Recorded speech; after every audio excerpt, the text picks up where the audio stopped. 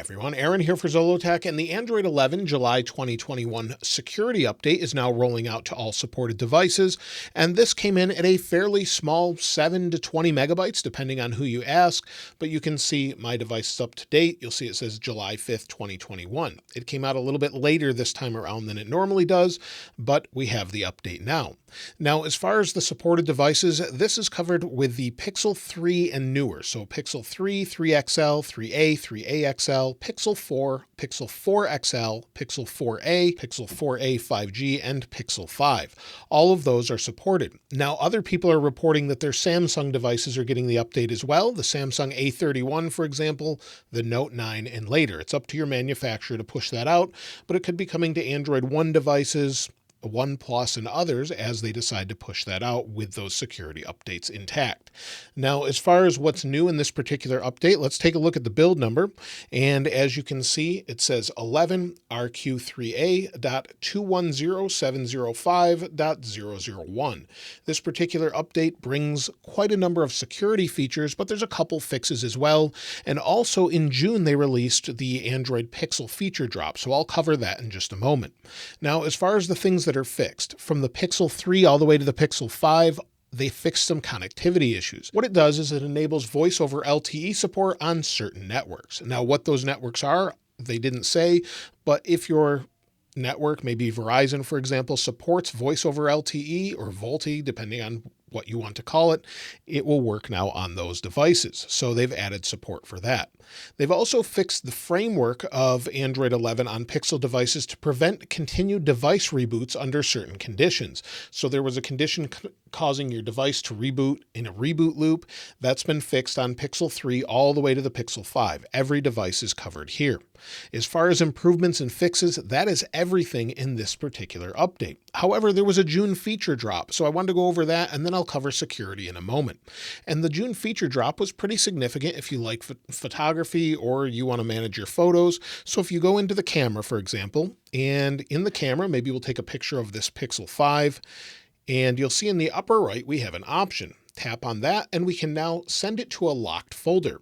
So it says storage space using device screen lock. So we'll tap on this and it says go to Google Photos, set up a locked photo. So move to locked photo. It says hide your items from a photo grid, search, and apps that access your device photos. Open with your device screen lock and items won't be backed up or shared. So we can set that up. And because this is a Pixel 4 XL, it's going to use my face to unlock it. We'll hit confirm and we'll go to the locked folder. So again, it's going to ask us to go into it. And since there's nothing here yet, it doesn't show anything. But now if we go back, we'll go back to camera, snap a picture, and we'll move that to the locked folder. And now it's in the locked folder. So that gives you an idea. Again, every time it's going to ask you to confirm you want to go into that folder, and it says media not found. But that gives you an idea of how it works.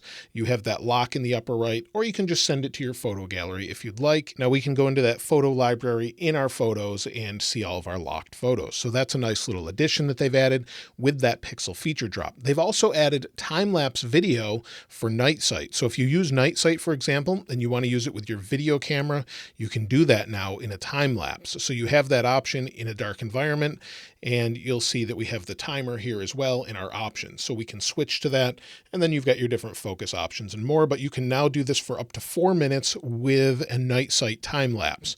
So that's available on Pixel 4 and newer. Now, another feature that's really great is for accessibility as well, and that allows you to answer calls or deny calls with your voice.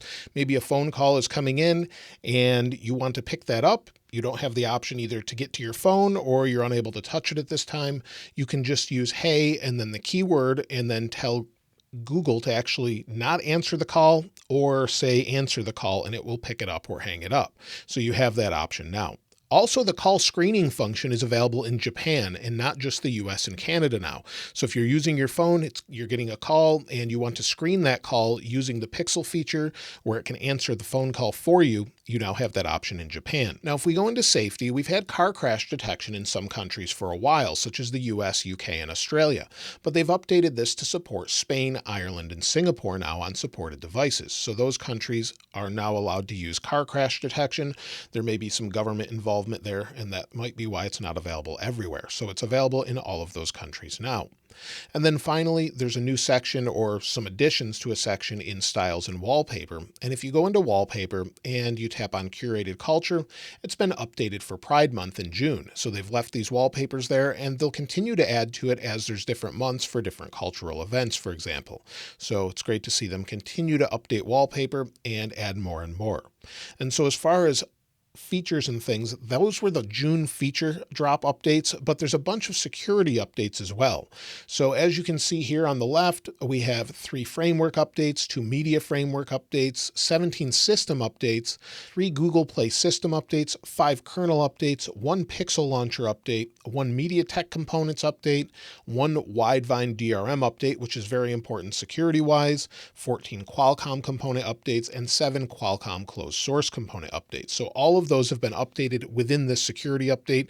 So I definitely recommend you install this if you haven't already for the security updates alone, but then you'll get that extra connectivity framework. And of course you probably already have many of those feature updates, but if you didn't know about them, hopefully they're useful to you now and they're available if you have a Pixel device. And so overall, the speed has been fine. I don't think this is going to affect performance at all in this device. So it seems to be nice and fast, and battery life as well. I don't expect any changes there, as this was mostly a minor security update with a few fixes or additions with the voice over LTE support on certain networks. So that's everything new in this particular update. I've also been covering the Android betas, the Android 12 betas that I actually have on the Pixel 5. It's hard to tell unless you pull down from the top, but it is on this device, and I'll continue to cover those if you want me to. Let me know in the comments below. If you'd like to get your hands on this wallpaper, of course, I'll link it in the description like I normally do. And if you haven't subscribed already, please subscribe. And if you enjoyed the video, please give it a like. As always, thanks for watching. This is Aaron. I'll see you next time.